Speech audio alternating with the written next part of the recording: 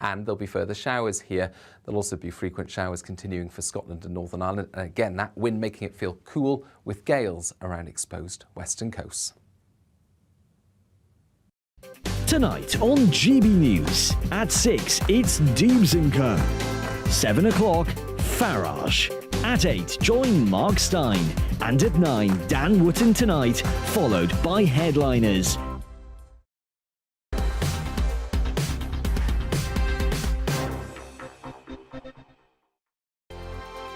We are GB News. We're right across this great nation. On TV, on radio, on digital. Absolutely everywhere. We don't talk down to you. We embrace all voices. With honest and civilised conversation. we're not part of the establishment. We're one of you. And we're only getting started. Join us on GB News, the People's Channel. Britain's news channel. Every morning from 6 o'clock, we'll wake you up with GB News Breakfast with all the stories you didn't know from the night before. So whether it's serious news, entertainment, or your own views from all over our great nation, we're here to kick off your day with a smile. And the national media should be reflecting and reporting what's happening here. You will notice the northwestern accents. Whether you're with us on TV, radio, or online, every morning, it's breakfast from 6 a.m. Hope you can join us. Join us for Ministry of Offence, the comedy panel show that's just like the news, in that the left fights the right and it doesn't really seem to matter who wins. We cover the big stories. It was in fact a troop of baboons and not angry vegans. I like that. And the really important stories. Fat naked cow gets stuck in swimming pool. It's a headline in a lot of local newspapers. Yeah. We're on the same team, Nick. Yeah, but I'm just helping you. Join us for Ministry of Offence, Saturday nights, 8 o'clock on GB News.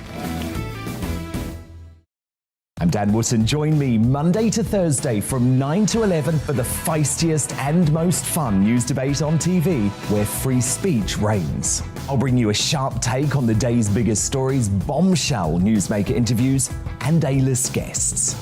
And I guarantee you, no spin, no bias, no censorship, and no reason to go to bed. That's Dan Wootton Tonight, Monday to Thursdays from 9 on GB News.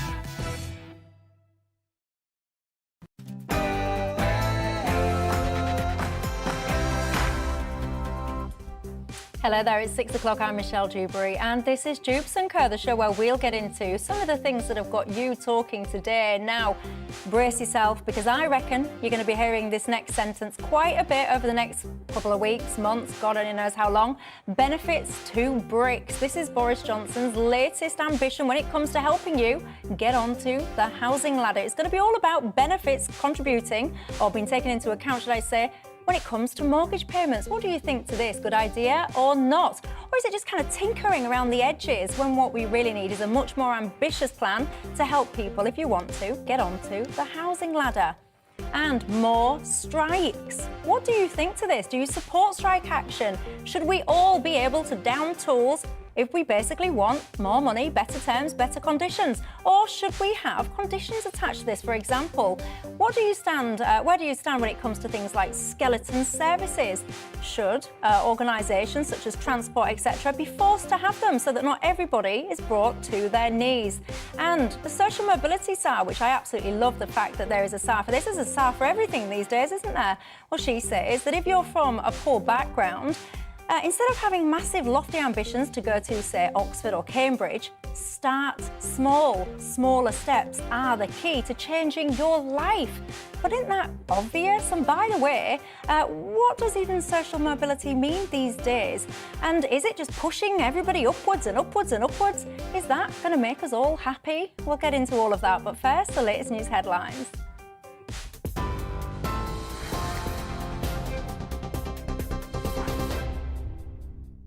Thanks, Michelle. I'm Ray Addison in the GB newsroom. Foreign Secretary Liz Truss has condemned death sentences handed to two British men fighting in Ukraine, calling them sham judgments with absolutely no legitimacy. Aidan Aslin and Sean Pinner appeared in a Russian-backed court in Donetsk, accused of mercenary activities. A Moroccan national was also sentenced to death. Boris Johnson's spokesperson says under the Geneva Conventions, prisoners of war are entitled to combatant immunity. Former President of Ukraine, Petro Poroshenko, told GB News Russia has no right to hold court. This is the barbarian face of Russia. This is just a strong message which the whole world should send to Russia, that Russia has a zero jurisdiction on this territory. The Prime Minister says nobody should be locked out of home ownership because of where they live or when they were born. Earlier, speaking in Blackpool, Boris Johnson announced plans to extend the right to buy scheme to housing association tenants. He said 2.5 million homes that are part of associations leave people trapped because they can't buy. He argued housing benefits could go towards helping people secure mortgages, adding it's time to unbolt the door to ownership. We will finish the right to own reforms Margaret Thatcher began in the 1980s, ending the absurd position where first-time buyers spend their life savings on flats only to find themselves being charged hundreds of pounds for painting their own doors or even unable to own a dog. That's what being on your side is all about. Well, that was the Prime Minister. Labour leader Sir Keir Starmer said he doesn't believe these new measures will be effective. The announcement today from the Prime Minister is the wrong approach. It is a reheated version of an idea that the government had back in 2015. They piloted it, it didn't work. And if ever you needed evidence that this divided government is completely out of ideas, it's this announcement today, which is simply reheating an old idea. They piloted it, it didn't work. They really are at the end of the road. More travel chaos is set to hit Britain's rail services. The ASLEF union has confirmed that drivers from Hull Trains, Greater Anglia and Croydon Tramlink have all voted on industrial action over disputes over pay. That's on top of strikes by RMT union workers planned for the 21st, 23rd and 25th of this month. The government says it will carefully consider an independent review into smoking, recommending that under-18s should never be able to legally buy tobacco. It suggests the legal age in England should be raised from 18 by 1 year each year until no one can buy them. The report also says tobacco firms should be forced to pay a polluter tax to help smokers quit. Simon Clark, director of smokers' rights group Forest, told GB News it's about freedom of choice. Message of today's report, should it be adopted by government, which I hope it won't be, is that England is no longer a liberal or tolerant society. And we're living in a world where adults can increasingly expect to be infantilized with all these rules and regulations dictating how they live their lives.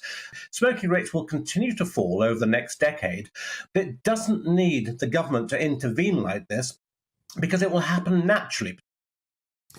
Well, for the first time ever, filling up the tank of a typical family car costs more than £100. The average price for a litre of petrol has reached a record 182 pence, with diesel at a record 188 pence. It's after the biggest daily jump in petrol prices for 17 years.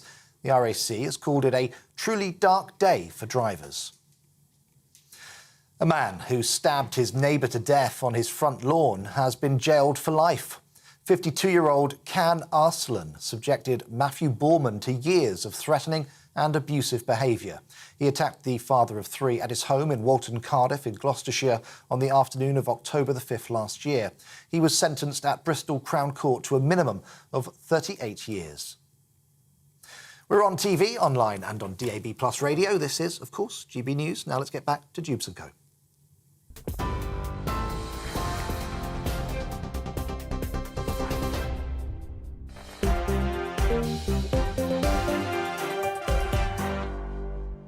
If you call me lady. Thank you very much for that. Sorry, we were just deep in conversation there because you might have noticed there was the story then about the cigarettes and the smoking, and one of my panel, I won't tell you which one, the response was, well, where does all the fun behind the bike sheds go now if people are not smoking? When I introduce my panel in a second, I'll leave you to imagine which one commented that. Joining me is Victoria Borwick, who's the former Deputy Mayor of London to Boris Johnson, journalist Benedict Spence, and Ellie Mayo-Hagan, Director of the Centre for Labour and Social Studies. Good evening to you three. You're very welcome. And you know the drill on Dewbs & Co by now, don't you? It's not just about us here, it's about you at home. What's on your mind tonight? What do you think to the stories that we're going to be discussing, or even that you've just heard in the headlines there, or anything else, quite frankly, that you're at home talking about? Get in touch with me, gbviews@gbnews.uk. You can tweet me at GBNews or at Michelle Dewbs. If you haven't already, don't forget you can subscribe to us on YouTube. You can download our app. You can, what else? Social media, we're everywhere. We've got the radio, DAB+. So wherever you are watching or listening tonight, you are very welcome indeed. Now, benefits to bricks. That's the new idea, slogan, phrase, whatever you want to call it, from the Prime Minister today, which is all about allowing people to use their housing benefit to buy their council house at a discount. The scheme would also be extended to people renting from housing associations. I have to say, though, I'll open this one up to you, Ellie, first. The kind of conversation about housing, we go around and around and around in circles, don't we? We seem to have this conversation all the time, and there are frequently kind of policies announced that possibly, some might say, are tinkering around the edges. Is this the policy that you've heard today that you sit there and think, yes, this has cracked it, this is going to make sure that everyone can get on the housing ladder if they want to? No, I think it's a disaster, because between the time that Right to Buy was first introduced by Margaret Thatcher and today, house prices have gone up by 1,000%. So it's clearly not helping people get on the property ladder. You know, I'm somebody that can't afford to buy a house, and I'm a director of an organisation, and I can't afford to buy a house on my salary. It's a crazy state of events. And, is that London or outside? In London, but also outside now as well. You know, I come from North Wales, and house prices are going up by 20% every year where I come from. So, you know, families there are rapidly getting priced out of the housing market because it's all going to second homes now in that particular part of the country. And, you know, the other thing that I think is really striking about Right to Buy is that 4 in 10 Right to Buy properties are now owned by private landlords. So actually, they're not helping people get on the housing market. They're just helping landlords buy houses cheaply that they rent out to people at often extortionate rates. So I don't think that it's a good policy. I actually think that this is because Boris Johnson's had such a difficult week. I think, you know, because he's had this vote of no confidence that he you know, the party does have confidence in him, but it didn't go very well, you know. And I think now he's trying to sort of appeal to his party base and show that he's pulling a rabbit out of a hat, if you like. And I think he's chosen a pretty disastrous way to do that. And I think it'll be people, especially young people, that will suffer if this policy But let me just ask you this, though, because you just said then that some of these houses, I think you said 4 in 10 or whatever, they're owned now by private landlords. So what you're saying is that this scheme is basically going to help private landlords get more and more houses.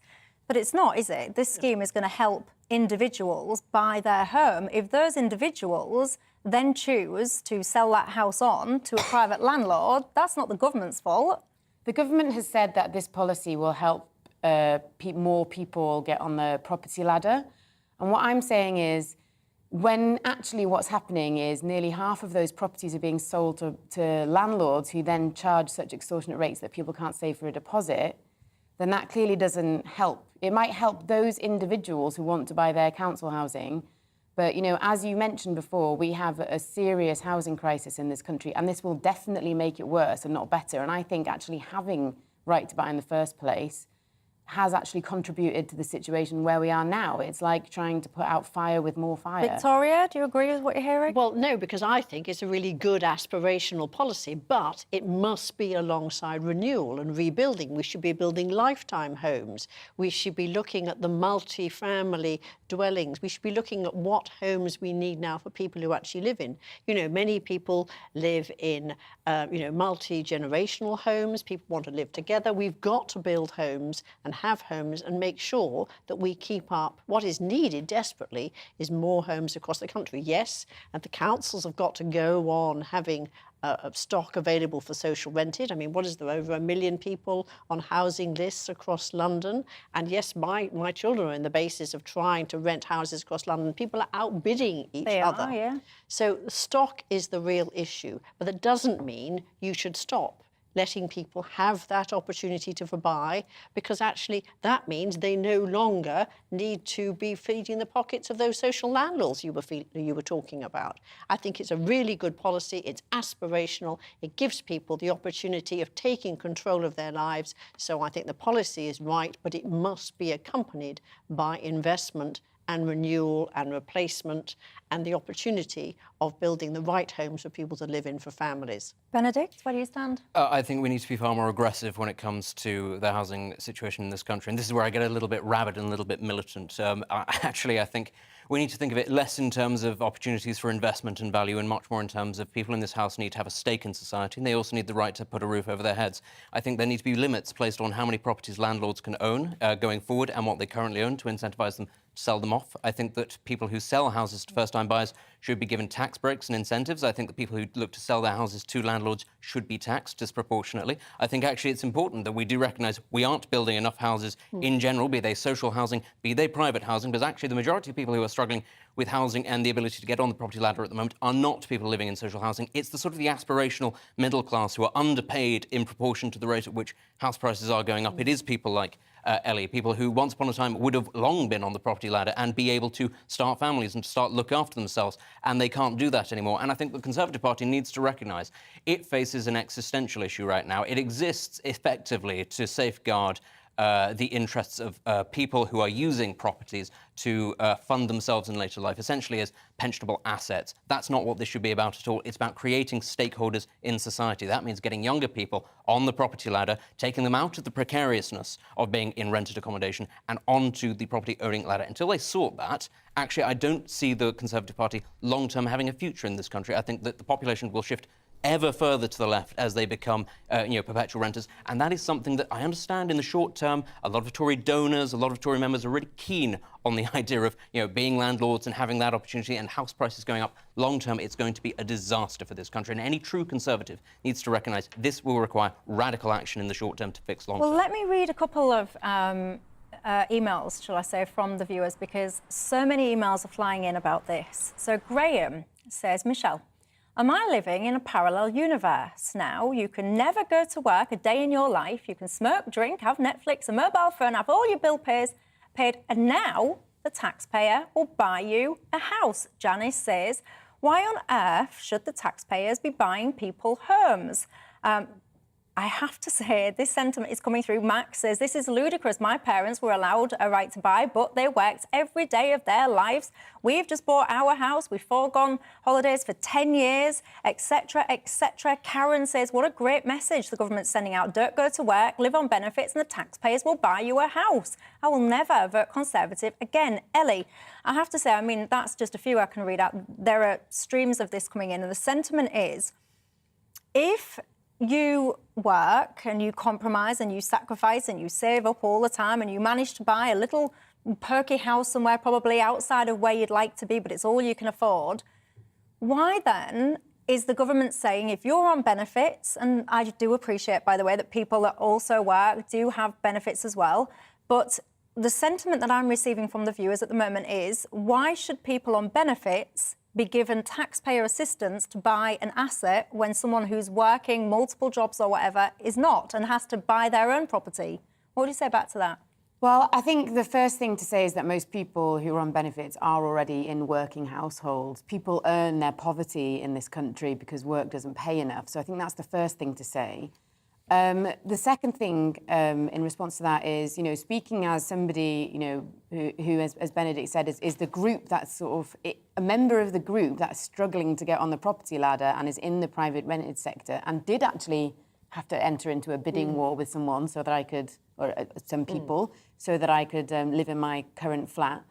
I don't want to be pitted against people living in social housing. I think the problem here is that we have not built enough council housing. And I want to be clear as well, because we have some Conservatives on the panel, that this is not a party political issue. This is, both parties have been absolutely terrible at this. And in fact, only 5% of the council houses that have been sold off under right to buy have been replaced. That's not just the Conservative Party, it was also the Labour Party. But, that needs to change. And I also agree with what Ben said, that actually you can see, like, so I do a lot of public attitudes research with Class, my think tank, and you can see that Conservative voters tend to be retirees, home-owning retirees. And so it might suit that group of people for now to have rising house prices because that's an asset that they've got that will increase over time.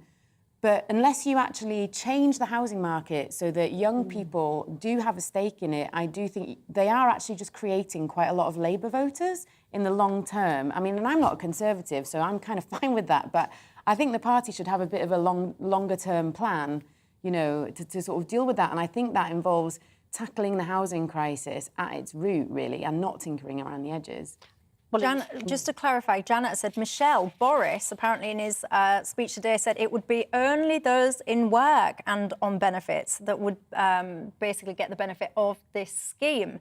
Do you worry that the Conservatives are potentially de-incentivising people from working if you're having this? Because I can see it thick and fast in my inbox now that, rightly or wrongly, there's a sentiment coming through of, hang on a second, how come I work multiple jobs and I kind of save, etc. And if you're on benefits, you're getting all of this additional help. Do you feel that that's the kind of, whether it's justified or not, the perception is there, that it's almost a de-incentive to work? Well, I think we have to remember... Sorry, let's have a glass of water.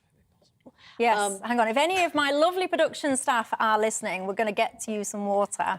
What I was going to say, of course, this is an extension of the right to buy scheme.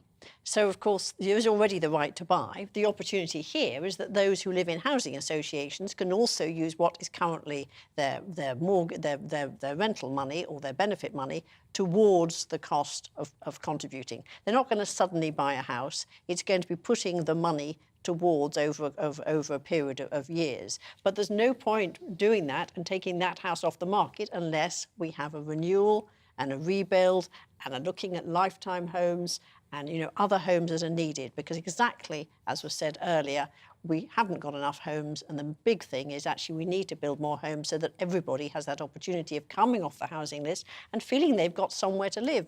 I mean, I'm a school governor and we have teachers who are sofa surfing because they cannot get a flat to either rent or buy. I certainly welcome this as a Conservative initiative to help people to have a roof over their heads, and I think it's important to support that.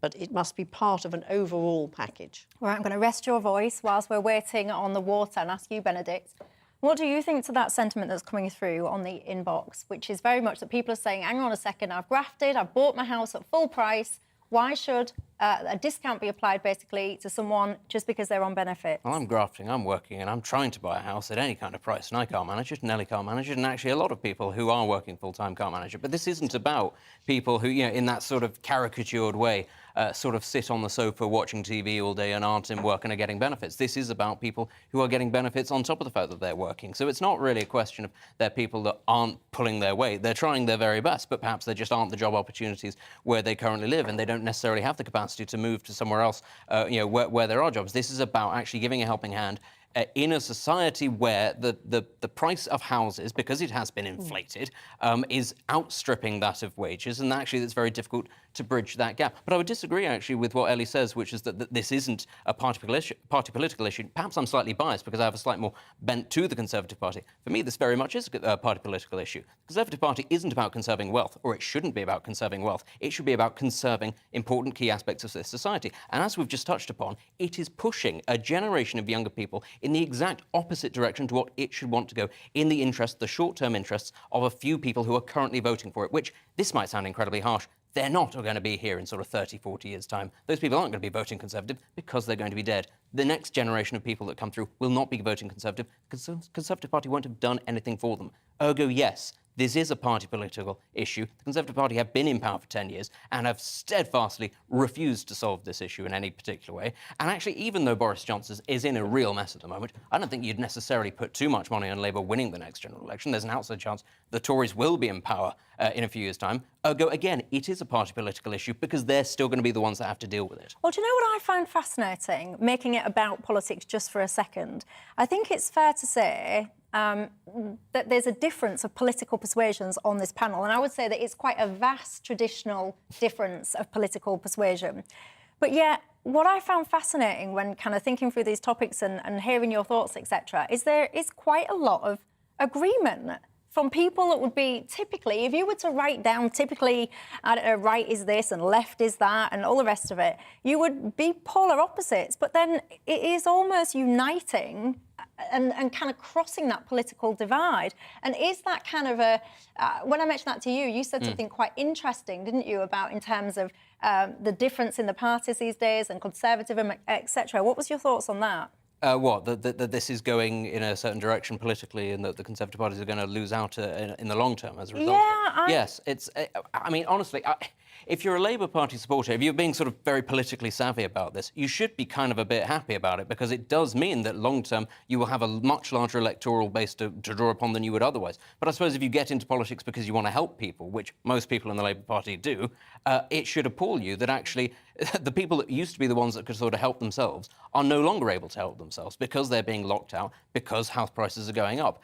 You know, it does exasperate me, but it should show you that, as you say, you've got three different people of, you know, quite different political persuasions across the spectrum, and we all agree on this one point. That actually shows you, A, quite how large the issue is, and B, how quite spectacularly both major parties, and not just both major parties, because the Greens and the Liberal Democrats at local level when it comes to planning permission are awful in terms of giving planning permission. It's across the political spectrum, sorry. There just isn't the will to do anything serious about it, and it will lead to serious demographic issues down the line. And that is what is really infuriating for me, as you can probably tell, is that I can see the Conservative Party just heading headfirst into an absolute electoral disaster from which it will really struggle to ever sort of emerge from, albeit 10 years down the line. So clearly Boris Johnson probably doesn't care about that sort of thing. But for the rest of us who are in our 30s, we do kind of care about that. But surely where we all agree is actually we desperately need more housing. We need housing stock for the council so that people can have socially rented housing, and then we must have an opportunity for other housing for people that may or may not buy it through any benefit system or mortgage system, or because people want that right to have their own sort of self-esteem. People want the aspirations. Everyone said people want to feel that they own the house where they live, as Boris was talking about being able to paint the door the colour you want, or being able to have a dog or a pet. All those things are the right aspirations and absolutely conservative values, but none of them are going to happen because of house prices going up, because we're not building enough homes. But it's no point just building up, you know, tiny little rabbit hutches that nobody wants. They've got to be homes that people want to live in, that reflect modern day values and modern day aspirations. Victoria, might I just ask quickly, are you a landlord? No. You're definitely not a landlord. We don't even own our own house. I think that's the key thing here, is that you've got three people on the panel who don't own their own houses. What I'd quite like to hear a little bit more from, especially from politicians, because most of them do own second houses, is actually what their opinion is as landlords, as people who are on the property ladder in terms of their homes, and actually are the ones creating the shortage because they own second homes, and in some cases many more, and also aren't actually contributing to more homes being built. But then I suspect that actually what you'd do is you'd get pushback from the government, who have said that they've created a lot of policies to try and make it harder for landlords, or to try and deter landlords. I think as well you're seeing a lot of councils, is it Cornwall and Wales? I think even Wales are trying to introduce a policy now in Wales. I'm looking at you because I know you mentioned Wales. Of Wales. I'm pretty sure that I'm right, that in Wales and I know Cornwall, they're trying to create policies now that make it very, very difficult for second homeowners to go into those towns, cities, villages, wherever it is, to try and stop people from doing that. Ben has emailed in and said, this is simple. We should prevent loans for second homes. Well, you actually say second-hand homes, but I think you mean second homes. Ben says we should make second homeowners pay with cash only. Kenny, you're doing all right for yourself, Kenny. He says, Michelle, we bought our house under Maggie's right to buy. Get this, everyone. They paid £27,500 for their house back in the early 90s. What do you think it's worth now? If you can see it, no, I don't know what it is. £500,000. All right. I'm guessing depends where in the country. Yes. Yeah. Yeah, Kenny, you didn't say where in the country. I'll give you all the answer. He paid £27,500 for his house back in the early 90s. It's now worth £400,000. He says it's the best thing we ever did, as our daughter now has a nice legacy when we are no longer here. Bernard says, well, why can't councils just build prefab houses like they did after the war to help alleviate the housing problem? And I have to say, Bernard, I think that there are some plans actually to look at what does construction look like in this country. Does it have to be traditional bricks and mortar? Are there more kind of sophisticated, better ways of kind of getting houses up quicker, cheaper, etc., etc.? Derek says, Michelle, the members of Parliament get their second and third homes paid for by the taxpayer. Why should poorer people not be treated the same way? Mark says, Michelle, why don't you understand? People's wages are not enough, and that's why they have benefits to top their wages up. Mark, I do understand that. I'm simply reading out the sentiment that is coming through thick and fast in my inbox. I can tell you, my inbox, ladies and gentlemen, is on fire. Tell me, what do you think to this topic? Should the government be extending the right to buy to people on benefits, having benefits contribute towards their mortgage costs? One thing we haven't touched on, I'm going to go to a break in a second, but I'll leave you all to ponder this. It's about affordability. It's all well and good that we've currently got a base rate that is, so small. My worry in a lot of this, by the way, is that I worry that we're perhaps heading for a recession. I worry that we're heading for quite high interest rates. They are not high at the moment. If you look back to the 70s, for example, and where they were then, and it's all well and good putting people on the housing market at today's values, today's interest rates, etc., today's affordability. But I personally worry that we're perhaps heading for a bit of a storm. Get in touch, let me know your thoughts. When we come back, we'll be talking about social mobility. The social mobility SAR, I love that word. I think there's a SAR for absolutely everything nowadays. Except Russia. Except Russia. Yeah, I want to be a SAR for something. God only knows what, but yes, a SAR. We'll all appoint ourselves SARs of something on this panel. But what do you think to this? What does social mobility even mean to you? She's saying that instead of having lofty ambitions to go to Oxford or Cambridge or wherever, it's all about taking small steps to better yourself if you want to achieve success. What is success anyway? We'll have all that and more after the break.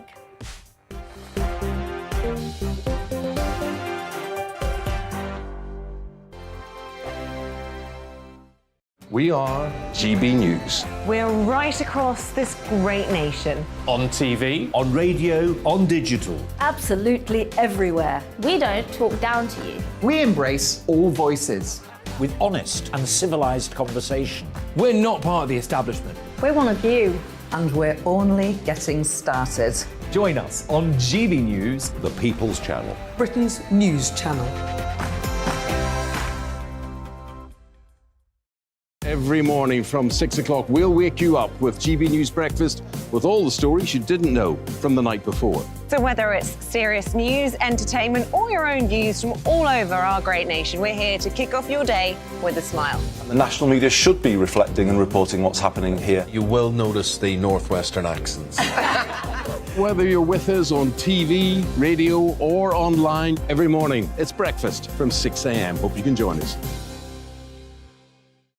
Join us for Ministry of Defence, the comedy panel show that's just like the news, in that the left fights the right and it doesn't really seem to matter who wins. We cover the big stories. It was in fact a troop of baboons and not angry vegans. I like that. And the really important stories. Fat naked cow gets stuck in swimming pool. It's a headline in a lot of local newspapers. Yeah. We're on the same team, Nick. Yeah, but I'm just helping you. Join us for Ministry of Defence, Saturday nights, 8 o'clock on GB News. I'm Dan Wootton. Join me Monday to Thursday from 9 to 11 for the feistiest and most fun news debate on TV, where free speech reigns. I'll bring you a sharp take on the day's biggest stories, bombshell newsmaker interviews, and A-list guests.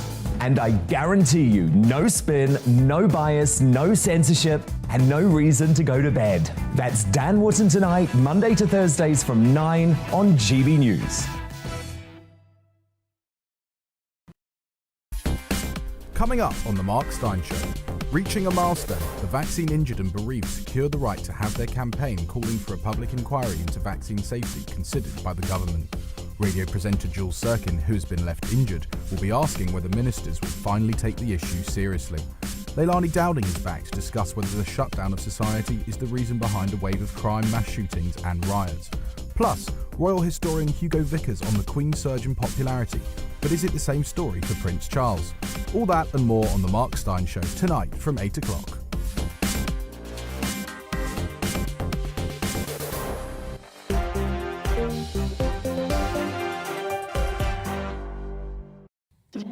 Hello there, welcome back to Dewbs and Co with me, Michelle Dewberry.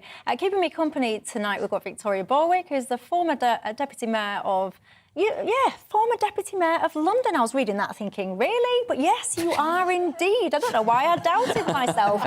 I doubted you then for a nanosecond. I was thinking, is that true? But yes, yes, former Deputy Mayor there to Boris Johnson, journalist Benedict Spence and Ellie Mayer-Hagan, who's the director of the Centre for Labour and Social Studies.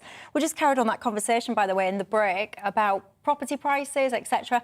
And Ben, you had a good idea, didn't you? How about restricting the amount of foreign buyers into property in this country, particularly in and around London, but probably bigger cities as well, like you've got places like Manchester. I imagine it goes on there as well. This is where I get to indulge my right-wing xenophobia and go, yes, I can do something about foreigners. I think, wealthy investments that come from abroad, we do see this in London a lot. You see great big tower blocks going up, and as Victoria was saying, you see it at night, don't you? These great big tower blocks, and all the lights are off because there's nobody inside, because they've been bought up as investments by overseas speculators. And they do that because they know that the prices of the buildings and the land is going to go up disproportionately to anything else.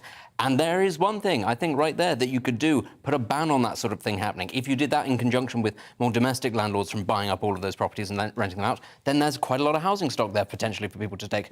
But I don't think that's going to happen because that's not actually in the interests of the political classes of this country. We have found a topic that you are very passionate about. Very angry about, yeah. Yes, I can tell, I can tell. Somebody give me a house. Charles has said, Michelle, we do not, you've put it in capitals as well for extra emphasis there, we do not have a housing crisis. What he's saying is basically we have a population crisis, an ever-increasing population, and that's why.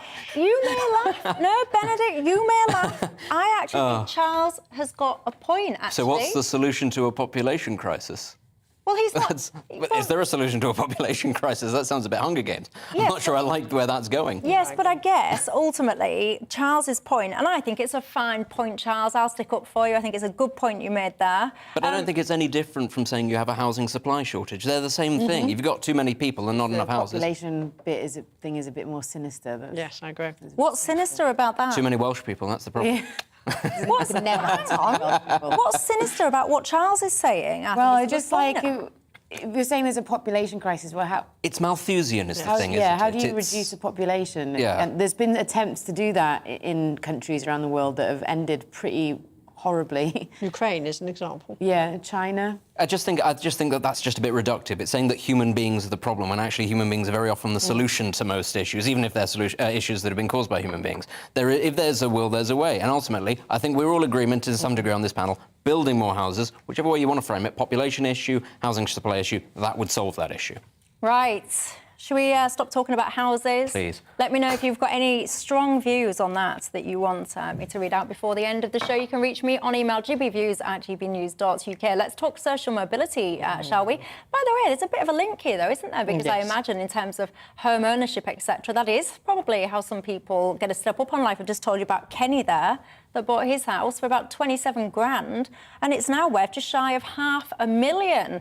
If that's not social mobility, I don't know what is. But then I say that, Victoria, as though I'm somehow assuming that social mobility is all about your money. The money that you've got in your pocket or the size of your house. The reason we're talking about this, by the way, is the head of the Social Mobility Commission says that there needs to be a radical rethink when it comes to social mobility. What she's also going on to say is that poor people shouldn't be aiming for the dizzy heights of Oxford and Cambridge University, and instead should be concentrating on taking smaller steps up the social mobility ladder. What do you think to this, Victoria? Well, I think, once again, you're absolutely right to highlight the link. It's aspiration, it's ambition, it's giving our children in our school that ambition to succeed. It's supporting all children to succeed. But what not does just to succeed say, mean? Well, succeed doesn't mean that one of your class goes to Oxford. I mean, didn't go to Oxford, I don't know the rest of us, but are we all reasonably happy after the housing discussion? I'm not so sure. Yeah, Benedict's not. But joking aside, I think the point is it's giving people that confidence, because being in employment helps people's self-confidence, helps people's self-esteem, helps people you know, what does happiness mean? I think it is successful. So actually, I think this is a really good way of highlighting that it shouldn't just be heads saying, OK, I've got one pupil into some very smart university. What this is all about is giving all the pupils the opportunity to succeed. So I absolutely concur with what Catherine Babelsing said, and I think it's really right that we should be talking about everybody having opportunity. This is about opportunity for all, not opportunity for just that top stream.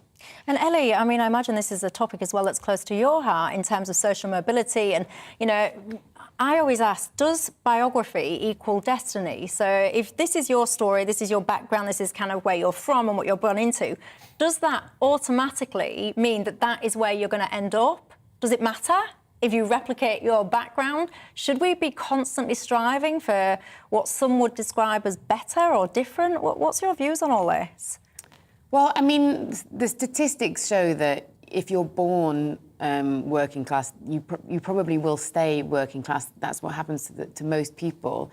And I suppose, and similarly, if you're born middle class, you will stay middle class. And I think this is one of the things that I query about the whole idea of social mobility, is that no one is saying that the sort of lazy children of judges or top heart surgeons should kind of go down the social ladder, you know, like that's, we sort of accept that those people will probably sort of find their way in a cushy job, you know, so it's actually only social mobility one way, and it has always been about a few talented working class people kind of entering the middle class. And what I found odd reading I've forgotten her name. Catherine Babelsing. Catherine Babelsing was saying is that we're in the middle of the worst cost of living crisis possibly ever at the moment. And what that means is that the children in this country are going hungry. There's children going to school with chilblains because their parents can't afford to heat the house. We have 250,000 homeless children in this country. And I found it just strange that someone who is a headmistress and who talks about, you know, children being able to succeed and given the best chance in life, that she didn't even mention this, like, catastrophe that's hitting families in this country at the moment, which to me seems a much more important thing to talk about and a much bigger factor than, you know, aiming to go to Oxford or to sort of get a job as a teacher or whatever, you know, like, whatever she was saying. Still, I'm looking at my inbox, by the way. I'm getting distracted by what some of you are saying. Bruce has just said, Michelle, we bought our house in 1992 for 115,000, and now we've just sold it. How much do you think for? It's going to make me hate Bruce, so I don't want to know. Well, I want to know. You'll hate him even more when I read the end sentence of Bruce's email. 500,000? No, more. 750,000. Let's make it a round number. More. $1 million? More. 1.5? He bought, Bruce bought his, yes, Bruce, Bristol. So Bruce bought his house in 1992 for 115,000. They've now gone on to sell it for £1.1 million. Bruce goes on to say... Sure, his surname isn't Blair. Yeah, Bruce goes on to say, as Del Boy said, I'm now a millionaire. But then where do you live though, Bruce? Because if you've sold your house for £1 million, I assume you live somewhere. So you've got equity. What did you do? Did you downsize? I'm fascinated. I want to know where Bruce lives and what did you do next, Bruce? But you know what? I really don't want to insult your viewers. Sorry, Bruce. I don't want to offend your viewers. But what I find a bit strange about this is that at the beginning of that segment about housing, people were saying, oh, you just get given a house, you don't work for it, you're lazy, you get given a house. But he hasn't worked for it. He just got lucky. He just bought a house 30 years ago and then just sat there while it accumulated in value, and now he's a millionaire. He didn't do any work for that, and neither did the other person whose house went for 400,000. I find that... So this is the biggest false example of social mobility in history. Just by sitting there, people who bought their houses for absolutely nothing have entered the elite, or at least financially have been able to enter the elite. Well, no wonder people want to get on that. I don't mind about insulting the viewers. Bruce, you and me, outside. I want to talk. I just want to talk, you know. It'll be nice and friendly. But honestly, you know, to sit here and to hear so many people saying, oh, it's all about hard work and graft, that's exactly the point that Ellie's just said. It's not. You've just lived in the house, not sold it. fantastic, everything's wonderful for you. But then they would argue, because I've seen a few emails, and I'm going to, if you've got one of these stories, by the way, tell me about it, because I need to find one. One just came in a second ago as I was listening to Ellie a moment ago, saying that actually, yes, they bought their house many years ago, and yes, it's gone up in value, but what they were saying is that in order to buy it in the first place, they had to work 3 different jobs, do X, Y, Z, A, B and C to try and get onto the ladder in the first place. But lots of people do that already right now, and it is impossible. And there are only, as Molly May, not Ellie May, Molly May would say, there's only so many hours in the day. This is a cultural reference. Molly May from Love Island. Right. This is going back a bit, you know, it's okay. But we need to go back to the other topic, which is meritocracy. And, you know, Catherine Berbelsing saying that people should only sort of aim incrementally. Well, if you're a young person growing up, whatever class, you know, you're lower class, or working class, or middle class, and you can see people all around you who haven't actually put in the greatest amount of work, all due respect, in terms of managing to create wealth by just having houses. And you're then told, oh, it's just got to be small incremental steps. Maybe just focus on getting your GCSEs first. Don't actually aim for Oxbridge. What on earth kind of a message is that, actually, realistically? If you're just kind of being told, you know, just make small goals every day and that's fantastic. No, actually, I'm of completely the opposite perspective. People should aim for the moon. They should be, you know, incredibly cautious about, for example, going to university just for the sake of university and getting themselves into a huge amount of debt to study, I don't know, English, Anglia-Ruskin University, which isn't perhaps in everybody's best interest. But why can't working-class children aim for Oxbridge or Manchester or St Andrews or anything like that? I think they should absolutely be pushed, and even if they fail, they should be pushed to then try again. I don't like this idea. I understand that not everybody can do it, but everybody should be encouraged to perform to the best of their ability. And this idea of just saying that there are spots in life and you'll only get so far, that's damaging. I need to go to a break in a second, and before I do, I want to read you David's email. David is from Pontefract in Yorkshire. And David, I think you have said something that I was thinking when I was hearing these guys. I think it's very, very good.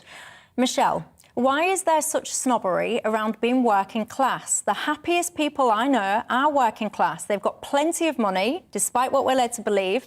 The miserable people that I know and the ones with constant money worries are always middle class in my experience. David, to me, I really kind of resonate with what you're saying there, because there is this constant kind of almost looking down on the working class, whereas pretty much every single working class member that I know is what I would call salt of the earth, good, decent people. And a lot of people that I know that are what some might say upper middle class, they could learn a thing or two, that is for sure, from many working class people. But I'll leave you to ponder on that. We're going to take a break. When we come back, I want to talk to you about strikes. We're about to have the biggest strike since the 80s. What do you think to this? Should anyone be able to strike anytime, any place, anywhere? We already have rules, but do they go far enough? We'll be looking at that after the break. Coming up on Dan Wootton tonight, after Muslim protesters kick up such a fuss over the new film The Lady of Heaven, it's been cancelled across the UK. Were Cineworld right to cave in? Get ready for a lively debate in the clash. Plus, political firebrand Anne Widdecombe and the Daily Telegraph star columnist Celia Walden sound off on the issues that matter to you.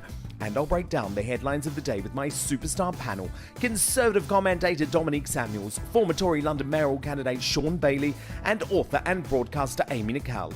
That's Dan Wootton tonight, Monday to Thursday, from 9 p.m. till 11 p.m. on GB News.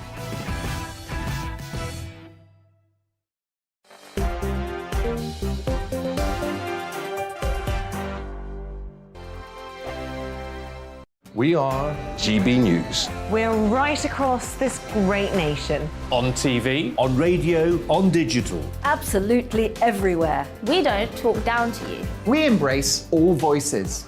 With honest and civilised conversation. We're not part of the establishment. We're one of you. And we're only getting started. Join us on GB News, The People's Channel. Britain's news channel. Every morning from 6 o'clock, we'll wake you up with GB News Breakfast with all the stories you didn't know from the night before. So whether it's serious news, entertainment, or your own views from all over our great nation, we're here to kick off your day with a smile. The national media should be reflecting and reporting what's happening here. You will notice the northwestern accents. Whether you're with us on TV, radio, or online, every morning, it's breakfast from 6 a.m. Hope you can join us. Join us for Ministry of Offence, the comedy panel show that's just like the news, in that the left fights the right and it doesn't really seem to matter who wins. We cover the big stories. It was in fact a troop of baboons and not angry vegans. I like that. And the really important stories. Fat naked cow gets stuck in swimming pool. It's a headline in a lot of local newspapers. Yeah. We're on the same team, Nick. Yeah, but I'm just helping you. Join us for Ministry of Offence, Saturday nights, 8 o'clock on GB News. I'm Dan Wootton. Join me Monday to Thursday from 9 to 11 for the feistiest and most fun news debate on TV, where free speech reigns. I'll bring you a sharp take on the day's biggest stories, bombshell newsmaker interviews, and A-list guests. And I guarantee you, no spin, no bias, no censorship, and no reason to go to bed. That's Dan Wootton tonight, Monday to Thursdays from 9 on GB News.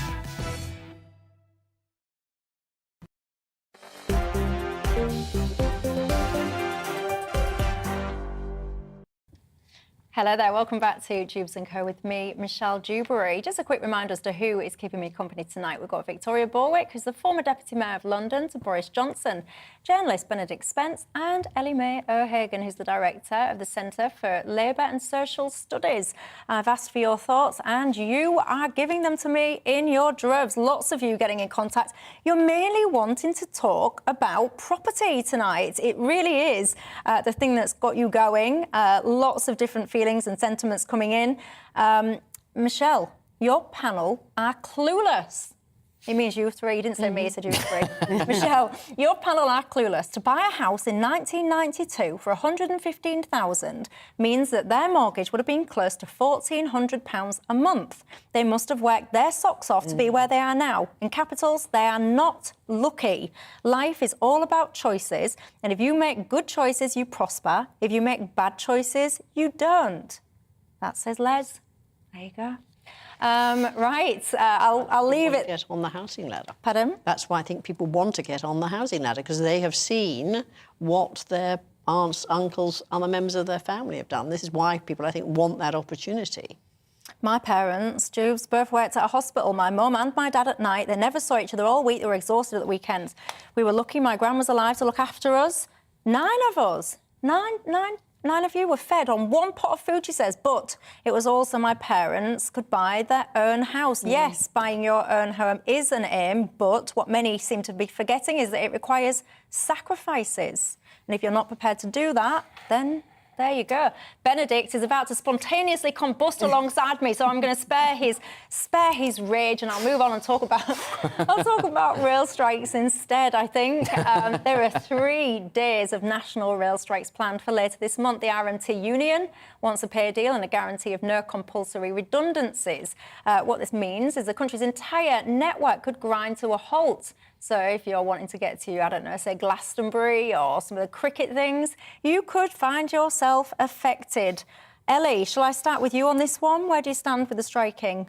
Well, it won't surprise you to know that I'm in support of strikes. I think that it's a basic right that all people have it's freedom of expression and freedom of assembly, so that, you know, when an employer is doing something that isn't fair, and I think that taking away people's jobs and giving people effectively a real terms pay cut in the middle of a cost of living crisis, I don't think that is fair, especially when, you know, a lot of these rail companies are making quite substantial profits. I think the workers are well within their rights to withdraw their labour and to make their feelings known. And I also think, you know, we were talking earlier about how work doesn't pay, wages are just too low. So I think if more people were to join a union and to organise, you might actually see wages increasing across the economy. And you can see, when you look at what's happened to this country over the last 30 years, you can see that as trade unionism has declined, inequality has gone up. So I support the strikes, and, you know, if any of your viewers want to join a union, I would encourage that, and so that they too can defend their pay and conditions. I think workers coming together and protecting their jobs and protecting their conditions, I think can actually create really real change. I'm going to come to you next, Victoria, and as I do, I'll put on the screen for those of you that are watching and not listening, just a little map that will show to you some of the areas, routes, etc., that will be affected by some of this strike action. Now, as I said, if you're watching this, you will see. If you're listening to this, I'll summarise it. It's pretty much the whole country. Victoria, you used to be the Deputy Mayor of London. I mean, transport across London, all the rest of it. When you stop this, when you reduce it, you literally affect your everyman. So people will be sitting there going, well, that's great. You know, your workers might want more money, your train drivers, your rail network riders, whatever.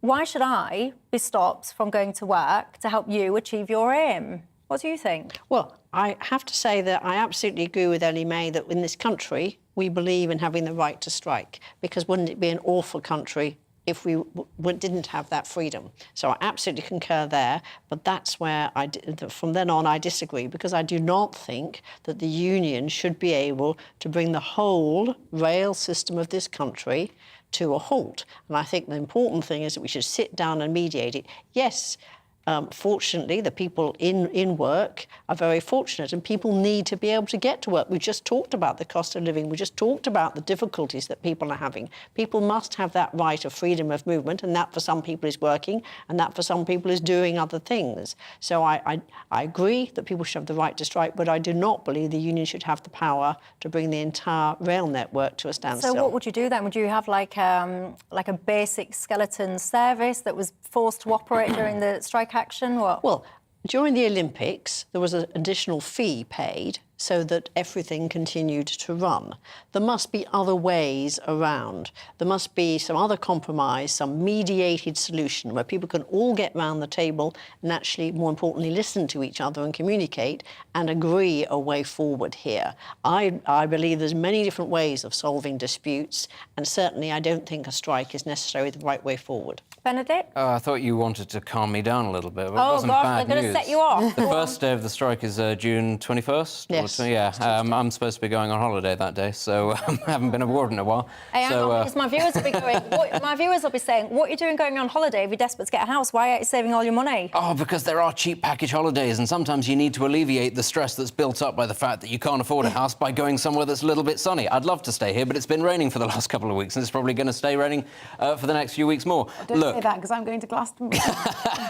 Look, I think get there. ultimately I agree that they should be able to strike. They must be able to strike. But the problem that I have with a lot of this is, and this might sound a bit strange coming from Conservative, a railway is a natural monopoly, and actually you can't really have fair competition there. And I don't understand, therefore, why our railways are in private hands. I think that they should be in public ownership. I think they're one of the few things, actually, that should absolutely be untouchable by private corporation, because they do provide a very vital transport link for people who can't afford a car, can't get a car, or for whom that's not practical. You're sounding less and less like a Tory. No, I'm sounding like a Conservative. I'm just not interested in profit at all costs, which I'm afraid is one of the major failings of the Conservative Party in recent years. I know a lot of people love Margaret Thatcher, but she was not perfect, and a lot of Conservatives would agree. And the key thing, I think, then, is if you bring that into public ownership, you should have a bit like MPs have. You should have an independent body, actually, that assesses jobs that are within the public sphere and therefore set the pay. And I think when you sign up to that deal, when you decide you're going to work in the rail industry, I think you sign up to those terms and conditions. And I think that that would be a much fairer way of doing it. Well, I can tell you what, Benedict, I'm going to give you a moment to calm yourself down after we've riled you up tonight, because that is pretty much all we have got time for. I've enjoyed the conversation. Lots of you still